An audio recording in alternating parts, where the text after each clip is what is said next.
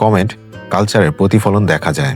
প্রভা স্ট্যাটাসে কারো নাম উল্লেখ করেননি, কিন্তু অনেকেই ধরে নিয়েছেন এটি ব্যক্তিগত অভিজ্ঞতা থেকে লেখা। প্রভা কেবল একজন অভিনেত্রী নন, একজন শিল্পী এবং আত্মসংযমী মানুষ হিসেবেও নিজেকে নতুন করে গড়ে তুলেছেন। অভিনয়ের পাশাপাশি তিনি এখন একজন সার্টিফাইড মেকআপ আর্টিস্ট। নিউ ইয়র্কের দ্য মেকআপ একাডেমি থেকে তিনি পেশাদার প্রশিক্ষণ নিয়েছেন। এখন প্রভা নিয়মিত নাটকে অভিনয় করছেন। মানুষ প্রভার জীবনের নানা দিক দেখেছেন, কিন্তু তিনি সবসময় নিজের ভদ্রতা আর স্থিরতাকেই ঢাল হিসেবে রেখেছেন। প্রভার এই পোস্ট আমাদের একটাই কথা মনে করিয়ে দেয়, ভদ্রতা দুর্বলতা নয়, বরং সেটি একজন মানুষের সবচেয়ে বড় শক্তি।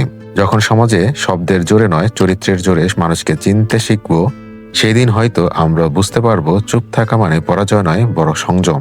আপনার কি মত? প্রভার স্ট্যাটাস কি শুধু এক পর্যবেক্ষণ নাকি লুকোনো বার্তা? কমেন্টে জানাতে ভুলবেন না। আর এমনই সেলিব্রিটি বিশ্লেষণ পেতে চ্যানেলটি সাবস্ক্রাইব করুন।